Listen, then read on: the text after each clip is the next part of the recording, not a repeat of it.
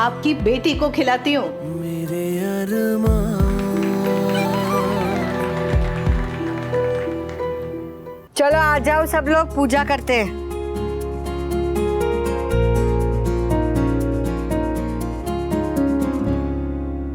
वनराज का मुझे अनुज से मिलने जाना है। कहीं वो अनुज से मिलने तो नहीं चला गया? वहां चला गया तो बहुत अनर्थ हो जाएगा। बा मैं देख के आता हूँ। हाँ हाँ।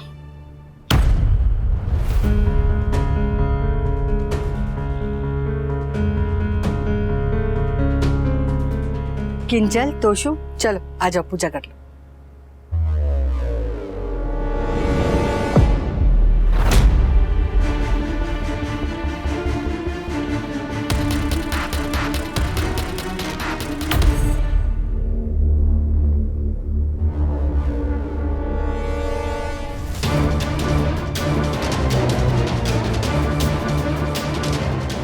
ये तो काम के कागज लगते हैं।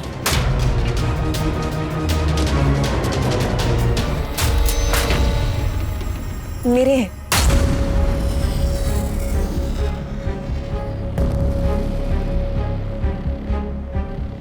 मजाल है अंकुश से कोई भी काम सही तरीके से पूरी जिम्मेदारी से हो जाए।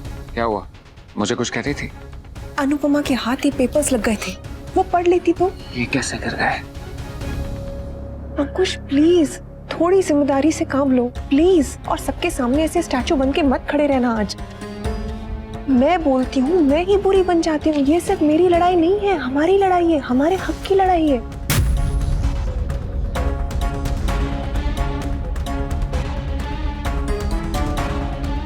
भाई भाभी कुछ तो ठान के बैठे हैं।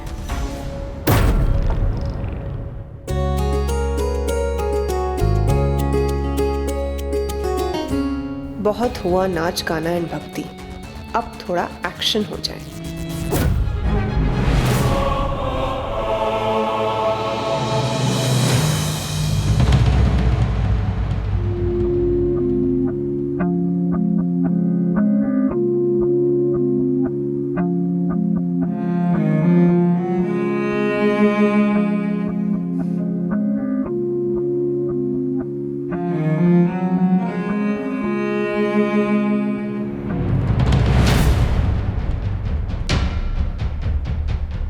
Sorry sorry sorry.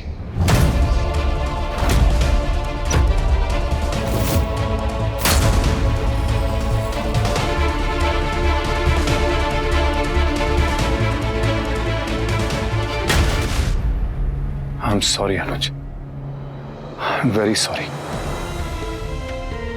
मैं अपने बच्चों की कसम खा के कहता हूं कि ना तो मैंने ऐसा कभी सोचा था और ना ही कभी चाहा था, लेकिन फिर भी हो गया। और ऊपर से बदकिस्मती ये कि ये तुम्हारे साथ हुआ। गलती मेरी और सजा तुम भुगत रहे हो। I am so sorry. ठीक हो जाओ प्लीज।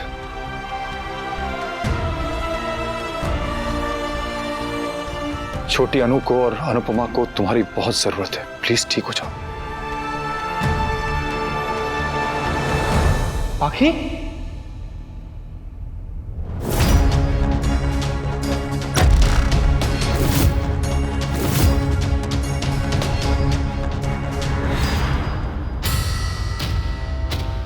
बेटा प्लीज आज मुझे मत रोकना। आप अकेले कैसे जाएंगे पापा? मैं ले चलती हूँ। इट्स ओके, आप सॉरी बोलना चाहते हो। It's a good thing.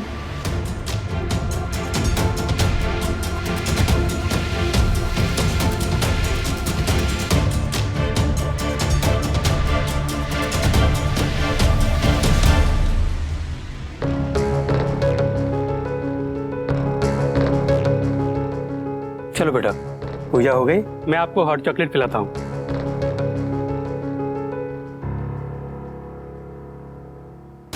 ये पागल हो गया क्या? यहाँ क्या कर रहा है?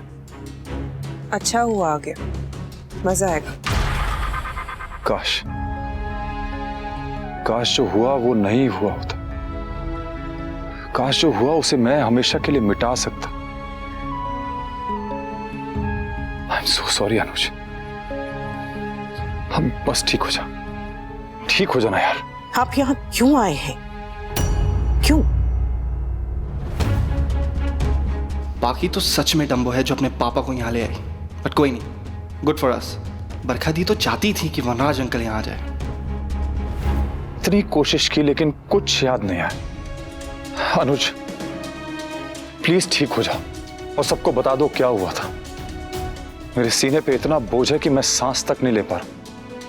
Please Anuj, please wake up and tell everybody what happened. Make it clear Anuj, please. Happy Janmashtami everyone.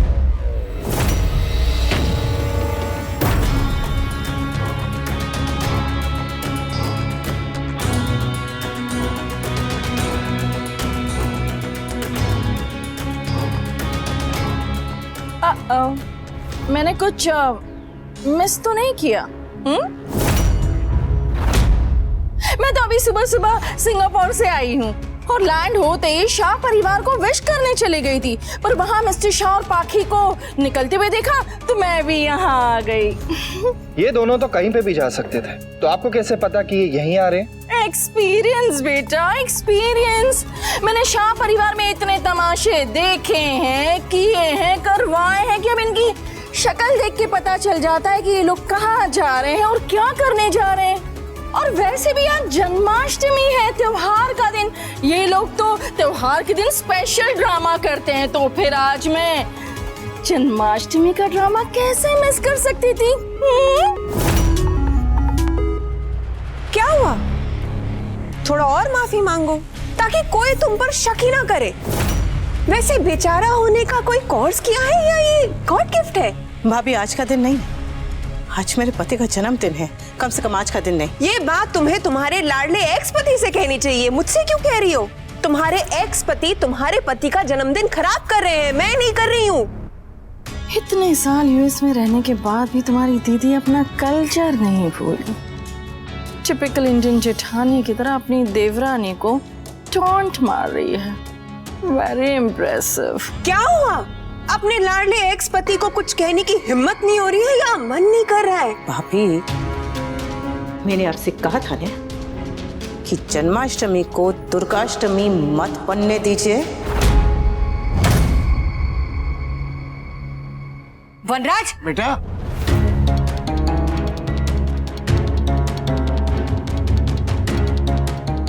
वनराज तू यहाँ ऐसे बिना बताए क्यों चला आया? Oh my God, Shah's back. एक कहावत है, लौट के बुद्धू घर को आए।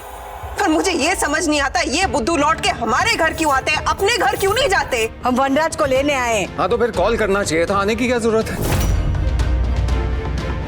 पहले वनराज को अपनी बेटी का यहाँ आना बिल्कुल पसंद नहीं था, लेकिन अब देखिए दोनों बाप और बेटी यहाँ पर आए हुए हैं। और पहले बा को इन दोनों फैमिलीज को अलग रखना था, लेकिन आज बा दौड़ी दौड़ी चल के आ गई हैं यहाँ पर। इन शॉर्ट आप लोगों को इस फैमिली से दूर रहना ही नहीं है। आपके बेटे ने मेरे भाई की हालत। बार बार मेरे बेटे पर इल्जाम लगाना बंद करो। अरे तो बार बार हमारे घर मत आओ ना, हम बुरे लोग हैं, हम इल्जाम लगाते हैं। क्यों आते हो यहाँ? जाओ अपने घर। हम वी को लेने आए। अरे VWXYZ जो भी है लो और लेकर जाओ। बेटा हमें भी यहाँ बैठने का शौक नहीं है। हाँ लेकिन आपको यहाँ पर आने का बहुत शौक है। एक मिनट शांति रखिए ना, आज पूजा का दिन है, मेरे अनुज का जन्मदिन है। मेरे अनुज ओह माय गॉड। मेरे देवर से जितना प्यार का तुम दिखावा करती हो अनुपमा, काश उससे सच में उतना प्यार तुमने किया भी होता। बस अब भाभी आप मेरे प्रेम का अपमान कर रही हैं। अरे प्रेम तो मेरे देवर ने तुमसे किया है। किसी से भी शादी कर सकता था, किसी से भी प्यार कर सकता था, लेकिन प्यार किया तुमसे, शादी की तुमसे। 3 बच्चों की माँ और एक तलाकशुदा औरत।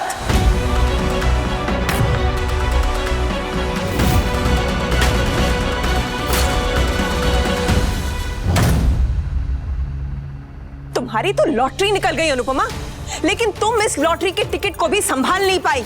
अच्छी पत्नी नहीं बन पाई, प्यार नहीं बन पाई, क्योंकि अगर तुम अच्छी पत्नी होती तो अपने एक्स हस्बैंड को सपोर्ट नहीं कर रही होती। तुम्हारे एक्स हस्बैंड ने कबूल किया कि उसने अनुज को क्लिफ पर बुलाया और खाई में धक्का दे दिया और फिर खुद भी उसी खाई में कूद गए। कूदा नहीं होगा, गिर गया होगा। अरे वो तो खाई में गिर गया अनुपमा, लेकिन तुम तो हमारी नजरों में गिर गई। इतना कुछ हो गया, इतना कुछ हो रहा है, अब भी वनराज का साथ दे रही हो। क्योंकि सिर्फ रिश्ता टूटा है, मगर कुछ तो है जो अब भी बाकी है ना मिस्टर शाह? जो बचा है ना उसे इंसानियत कहते हैं राखी। एंड क्लियरली तुमने और बरखा ने ये वर्ड आज के पहले कभी सुना ही नहीं होगा। Wow, excellent, wonderful. अनुपमा अपने एक्स पति को बचा रही और सौतन अनुपमा को। सबके सब मिले हुए हैं, सबके सब मिले हुए हैं। मेरे देवर ने तुमसे इतना प्यार किया, तुम उसको ये सलाह दे रही हो? अनुपमा, हमें तुम पर बिल्कुल भी भरोसा नहीं है। तुम ना ही अनुज की जिम्मेदारी के लायक हो, ना इस एम्पायर की।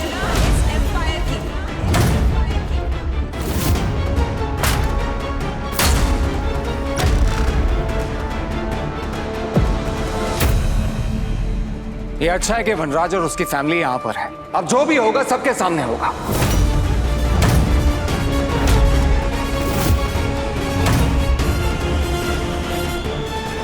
ऐसा क्या होने वाला है? अनुज कमजोर क्या पड़ गया? तुमने तो अपने असली रंग दिखाने शुरू कर दिए। आपने तो मेरी मुंह की बात छीन ली भाभी।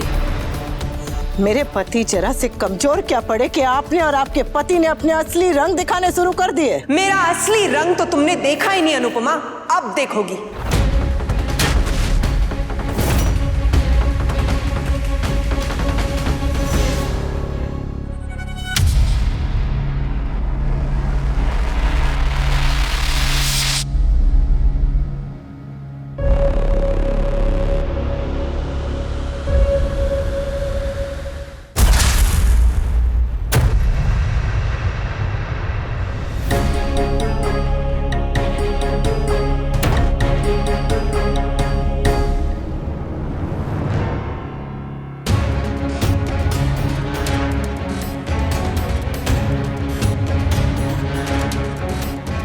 हिंदी में है ताकि तुम्हें समझ आ जाए। Thank you. हाँ भाई।